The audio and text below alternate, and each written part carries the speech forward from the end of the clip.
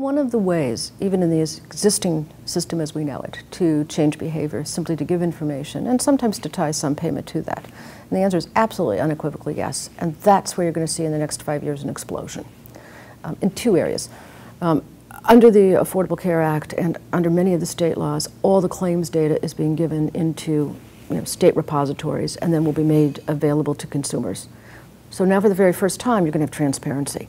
Now you're empowering a consumer to do comparisons and to understand, hopefully begin to understand what are the real questions that they should look and see.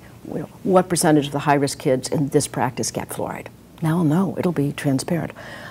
The other driver, besides money, is transparency.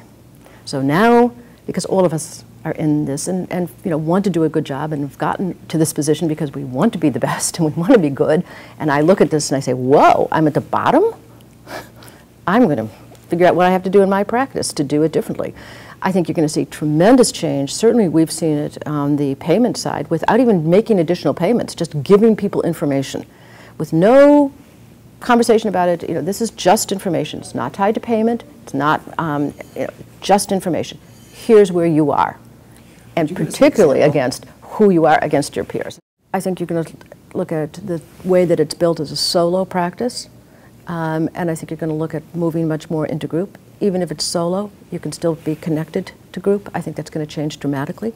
I think an understanding of reimbursement is absolutely critical. Don't assume it's going to stay fee for service the way it is. Don't assume that somebody isn't going to watch you. And I think that's one of the interesting things. Lots of different changes as we move much more into, I'd say, an integrated system. I don't know how it's going to be integrated, but certainly integrated much more into group practice and much more into patient-centric, because the patient is going to be armed and they're going to have questions.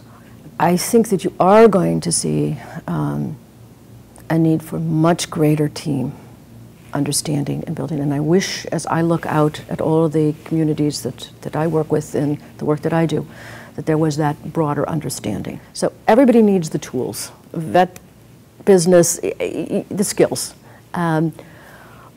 But it's going to change. So it's not learning one thing and then saying, okay, for the next 40 years, this is what I'm going to do. It's not going to happen that way. Things are going to change. So I would say to a student class, be curious. Be open to all that's going on. Understand your profession, and then beyond that, understand how your profession fits into a broader profession. How does it fit into policy? How does it fit into health?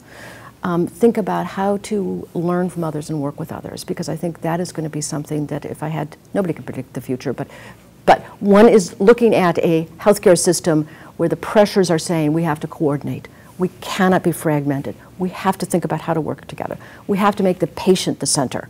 We have to give patients information. So think about a world in which the patient is the center, they have the information, and you're working much more within a system. None of us know how that system's actually going to play out. And it will probably go through bumps, but thinking about how to learn how to play within that system.